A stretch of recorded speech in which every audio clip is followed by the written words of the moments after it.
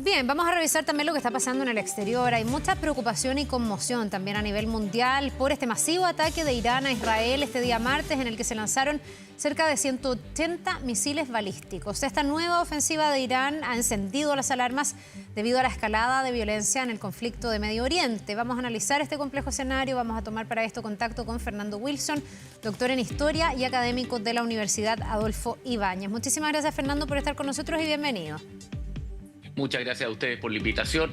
Por favor, a tu disposición. A ver, partamos dimensionando lo del ataque de ayer. Algunos dicen que hace mucho tiempo no se producía un ataque tan directo desde Irán, en este caso, hasta Israel, con, yo no sé si algunas fallas o algún nivel de selección, porque he escuchado las dos cosas, del sistema de defensa israelí, esta llamada cúpula de hierro, porque caen misiles en lugares habitados o en lugares como cercanos a bases aéreas, etcétera. ¿Cómo dimensionamos lo de ayer? ¿Qué tan grave es? A ver, primero fue un ataque con intención de causar daño, al contrario del ataque de abril que tuvo prealerta y que en general utilizó herramientas más bien de carácter táctico con menos potencial de perforar las defensas israelíes. En este caso fue un ataque de saturación con misiles balísticos que simplemente pudo imponerse. Ahora, en este caso no fue solamente Iron Dome, digamos, el sistema defensivo directo, sino que sistemas antibalísticos más sofisticados que tienen las Fuerzas Armadas israelíes, el sistema Arrow, el sistema Onda de David, digamos, que la David. Y efectivamente, si bien no se produjeron bajas, se pudo producir una saturación del sistema y conseguir algunos impactos en la base aérea supuestamente de Nevatim, Tel Nof, etcétera. Esto está dentro de los parámetros de funcionamiento de un sistema defensivo de estas características. No se puede esperar efectividades del 100% Ya. y digamos, el hecho de que no hayan habido muertos es un éxito absoluto, digamos, del sistema. Pero muestra que efectivamente Irán, cuando realmente tiene intenciones de atacar con todos sus medios, tiene la capacidad de saturar las defensas israelíes y de poder producir daños al otro lado. Ahora, claramente no es un rival que pueda ser mortal hasta que tenga armas de destrucción masiva, cuestión de la que hay un fuerte debate, pero todo parece indicar que todavía no tendría capacidad nuclear operativa. Tendría ya uranio refinado, uranio 235, una cantidad apreciable de él, pero no ha sido capaz todavía de convertirlo efectivamente en un arma. Y por lo tanto, para los israelíes, como el ex primer ministro Naftali Bennett mencionaba anoche, esta es la ventana de oportunidad que algunos halcones en Israel están viendo, pese que Bennett no fue halcón, por supuesto, pero que ven que esta es la oportunidad para poder producirle un daño importante a esa capacidad de la República Islámica de Irán. Ya, una oportunidad que llega hasta dónde, porque la clásica pregunta que se instala cada vez que vemos esto es si esto es mostrarse los dientes y mantener el conflicto todavía acotado y con estos ataques que no pasan a mayores, pese a que son súper importantes, o si esto podría desatar una escalada mayor en Medio Oriente y aquí ya podríamos ver directamente enfrentados a Israel y a Irán, que son como las dos grandes potencias, y muy importante cada uno de los dos en los distintos como sectores del mundo o en la geoestrategia que representan para el mundo sobre esa zona, ¿no? Claro, pero en términos prácticos aquí hay intereses contrapuestos que se satisfacen de distinta manera. A ver. Irán necesita mantener la confiabilidad de su eje de la resistencia, es decir, los estados como Siria, el sector de Yemen controlado por los Houthi, o grupos no estatales como Hezbollah en algún grado, Hamas, etcétera, los cuales en general han siempre mirado al Irán teocrático como una suerte de gran patrón y gran protector. Esa condición ha quedado fuertemente en discusión desde la muerte de Ismail Haniyeh y posteriormente los ataques demoledores que Israel ha estado desarrollando sobre Hezbollah y bueno, el control de facto que ya tienen sobre Gaza. Han reducido a Hamas y a la yihad islámica palestina a simplemente ataques inconexos que no tienen una capacidad de resistencia mayor. En esa situación, Irán está, de alguna manera, forzado a demostrar, a revalidar sus pergaminos como gran actor de poder y lanza este ataque. Pero no podemos olvidar que también dentro de Irán existen tensiones. Existe el régimen teocrático particularmente con los guardias revolucionarios islámicos y su rama internacional al-Quds, que son los que montaron el ataque ayer. Y existe el presidente Pezeshkian y las Fuerzas Armadas regulares que tienen una visión de distensión, que tienen perfecta claridad de la fragilidad económica, de los problemas internos de Irán y que tienen perfectamente claro que no pueden entrar en un conflicto mayor. Ahora, ¿qué es lo que va a primar en Israel? Esa es la gran pregunta, digamos, si aquellos que quieren aprovechar la ventana de oportunidad para producir un retraso importante en el programa nuclear iraní, o si por el contrario van a primar a aquellos que van a buscar un ataque más restringido, quizás sobre infraestructura económica, quizás sobre blancos políticos de tipo simbólico. Esa es la gran pregunta que deben estar discutiendo en este momento en Tel Aviv, en Jerusalén y particularmente con Washington. Sí, bueno, de hecho, entendemos que hoy día es una de las estrategias que está fijando el gobierno israelí, que ya ha anunciado represalias. O sea, lo que sí está claro, no sabemos de qué manera, pero que viene una respuesta israelí, viene. Ahora, tú dices, esto también se debe estar debatiendo en Estados Unidos. Entiendo que también ayer hubo reuniones de emergencia para ver hasta dónde apoyar y hasta dónde no. Cuando estábamos circunscritos a lo que estaba pasando en la Franja de Gaza, daba la impresión de que había un Estados Unidos bastante cauteloso en torno a este apoyo histórico que ha tenido con Israel, que llamaba a cesar el fuego, que de todas maneras había sido algo crítico, no para dejar abandonado a Israel y no seguir siendo su aliado, pero sí más tibio, más frío incluso. Pero en este caso, ayer ya movilizaron a parte de sus militares para poder contener también estos ataques. Lo mismo hizo Francia. Me da la impresión de que si aquí el enemigo directo es Irán, Israel va a tener un apoyo bastante más decidido de los países de Occidente, ¿o no? Sí, y además porque Israel, si quiere montar un ataque militar convencional, por oposición a ataque con fuerzas especiales, un ataque asimétrico, como los Vipers, por ejemplo, Sí. sobre Hezbollah, va a necesitar apoyo norteamericano en términos de aviones cisterna, aviones AWACS, etcétera, para poder proyectarse desde Israel sobre Irán. Ahora, también no podemos dejar de lado el hecho de que en este minuto también Estados Unidos tiene una enorme cantidad de bases militares distribuidas por Siria, Jordania, el norte de Irak, apoyando a los kurdos y manteniendo en un cierto grado de control la guerra civil que se mantiene en ambos estados, Irak y Siria, y que son blancos privilegiados para cualquier reacción de parte de grupos extremos chiitas, tanto iraquíes como sirios. Por lo tanto, buena medida del despliegue de fuerzas, el segundo portaaviones que está desplegándose para apoyar al Lincoln, etcétera, tienen como objetivo poder también proveer una garantía de subsistencia y de protección a sus propias tropas en la zona. Ahora, evidentemente cumplen el doble rol también de apoyar a Israel. Ya, pero ahí hay un interés también de resguardar tu propia fuerza, digamos, en la zona y en los países donde está desplegado también Estados Unidos. ¿Qué tan poderoso es Israel? Y te lo quiero preguntar, Fernando, porque sabemos y se ha dicho, y yo creo que está bastante constatado, que es uno de los mejores ejércitos del mundo, muy tecnologizado. Esta operación de los Viper, ¿para qué decir? Dio mucho que hablar. Si bien Israel nunca lo reconoce, se subentiende que ellos estarían detrás. Pero Israel hoy día igual está enfrentando una situación de alta tensión porque está con varios frentes abiertos. O sea, ya estamos con la guerra con Hamas en la Franja de Gaza, y cuando estábamos concentrados ahí, vemos que ahora al otro lado del país tenemos estos otros enfrentamientos con otra célula, le llaman ellos, que ya te voy a preguntar por Hezbollah porque entiendo que tan célula no es, pero con Hezbollah en el otro lado. Y también con una situación ahí de latente conflicto con Cisjordania, que podría ser otro frente. Y ahora con este enfrentamiento desde Irán. ¿Puede resistir Israel tantos frentes abiertos al mismo tiempo? Porque me imagino que igual eso es un desgaste enorme, ¿no? A ver, en un principio básico de la guerra de Clausewitz es precisamente la concentración en tiempo y espacio. Es decir, los segundos frentes siempre son una mala idea. Pero en este caso en particular, donde el conflicto tiene un fuerte componente asimétrico, el compromiso de fuerzas que los israelíes están haciendo es comparativamente menor. El volumen de fuerzas que ellos tienen en relación a las que tienen desplegadas no es particularmente grande. El ejército israelí tiene del orden de 11 divisiones, puede expandirse con reservistas a 26. Con una fuerza de esas dimensiones ellos tienen 3 desplegadas en Gaza. No está claro el volumen de fuerza que están desplegando en el sur del Líbano en este momento, pero difícilmente va a ser más grande que eso. Por lo tanto, están pudiendo rotar fuerza. Y su fuerza aérea, que es de una capacidad enorme, que cuenta con medios de última generación, esencialmente de origen norteamericano, cazas F-35, F-15, F-16, tiene una fuerza del orden de los 350, 400 aviones de combate.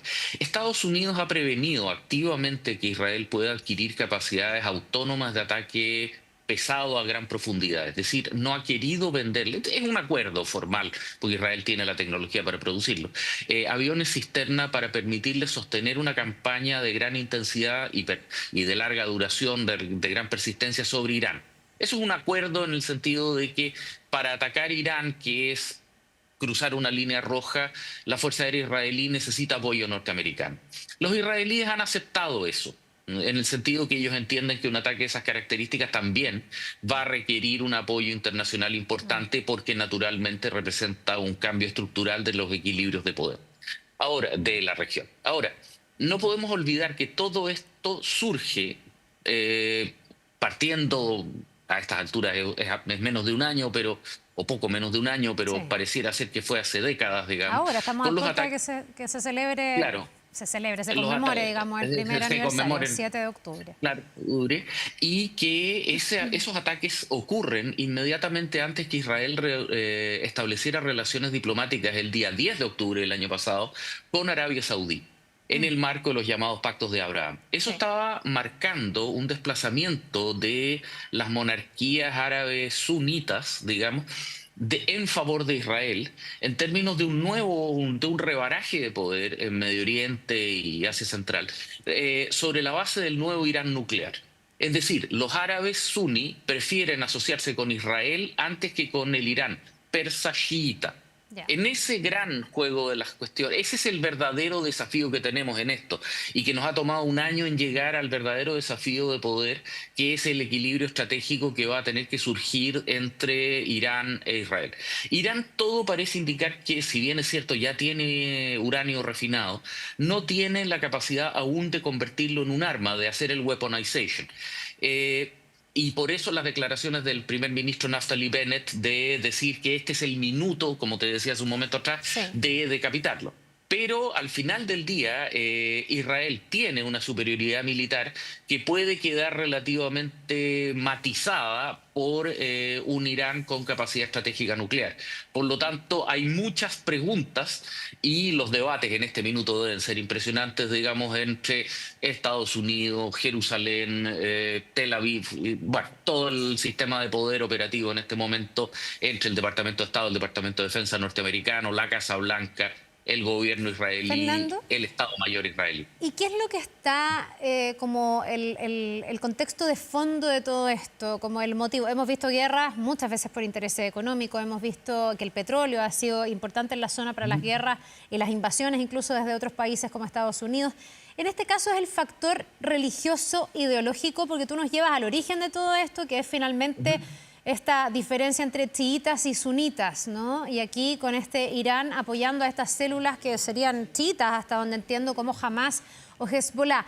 ¿Eso es lo que hoy día está en juego? Está en juego, me imagino, para Israel su propia protección, porque al final termina estando En rodeada por supervivencia. países que están hoy día con este tipo de resistencia palestina, digamos, que apoyan la causa palestina y que utilizan muchas veces la causa palestina eventualmente con otros fines. ¿Qué hay de telón de fondo si uno escarba un poquitito más allá?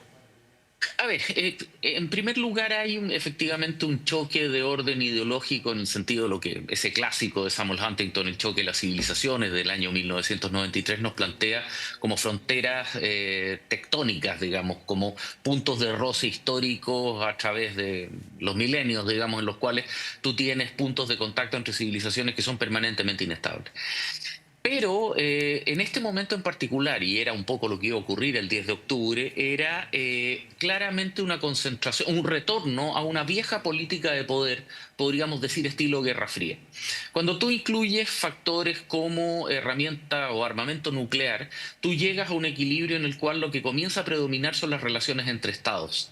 En ese sentido, los grupos asimétricos comienzan a perder relevancia porque naturalmente no tienen el peso específico ni la capacidad estratégica que puede tener un Estado poseedor de armas nucleares. Esa combinación, en buena medida, es una de las teorías más plausibles en términos de que gatilla la reacción de Hamas en el 7 de octubre del año pasado. Detalle, Hamas es suní, está vinculado a la hermandad musulmana No es egipcia. chiita en este caso, ya. No es chiita, pero tiene Igual es apoyado por relación. Irán, ¿no? Que ese es el tema, es una suerte de conjuntos disjuntos, en el sentido de que la desesperación de perder relevancia los lleva a asociarse con quienes en otras circunstancias serían un adversario absolutamente intratable e intragable. El viejo dicho de Churchill, que la política genera extraños compañeros de cama, digamos, Claro. se aplica en este caso de manera brillante, en el sentido de que para algunos radicales la visión de Israel es superior incluso a las diferencias que ellos puedan tener incluso dentro de su propio mundo. Ya, o sea, ahí vemos que más que lo religioso ideológico hay una pugna por quién controla y quién mantiene el poder. En el caso de Hezbollah, ahí sí que tenemos una sintonía religiosa, ideológica, me imagino, Absoluta. con Irán. Hezbollah, que entre paréntesis, no sé si es como parte del Estado del Líbano o es un... Porque muchos hablando de un Estado dentro de un Estado, pareciera ser que igual tienen representación Exacto. parlamentaria. Uno tiende a pensar que son células como apartadas de la institucionalidad de los países, pero ahí Hezbollah sí cuenta con respaldo ciudadano. A ver, sí y no. A ver. Hezbollah surge de la fusión de una multiplicidad de grupos que se habían originado de origen chiita, de vinculación chiita, que surgieron durante la guerra civil libanesa la segunda mitad de los 70 y los 80, particularmente el grupo Amal. Cuando, de acuerdo a los acuerdos de Trípoli, digamos, la OLP abandona Beirut, abandona el Líbano, deja toda su infraestructura en el sur del Líbano, al sur del río Litani, hasta la frontera con Israel, una franja de unos 30 kilómetros, disponible, cuestión que toma inicialmente Amal, y después el ejército del sur del Líbano, que era una fuerza pro-israelí que se desintegra en la década de los 90. Esta fuerza, todos estos grupos comienzan a condensarse en torno a Hezbollah, que junto con ser una milicia particularmente agresiva respecto a Israel, comienza a tener un rol cada vez más potente dentro de la política libanesa, al punto de tener representación parlamentaria, tener presencia política en el Congreso, tener ministros, etcétera. Entonces es una suerte de híbrido, algunos lo califican precisamente de Estado dentro del Estado, otros como una suerte de parásito del Estado libanés, en términos de que tienen áreas de control en las cuales el propio ejército libanés no puede entrar, como es esta franja. Hezbollah es claramente controlada por Irán, tiene un grado de, digamos, influencia y de apoyo económico, militar, que es masivo, pero a cambio de eso, Hezbollah está proveyendo la masa de las tropas que apoyan hoy día al régimen sirio de Bashir al-Assad en la guerra civil siria. Eso hace que buena parte de sus aproximadamente 25 mil combatientes esté desplegado en Siria, no esté disponible hoy día en el Líbano.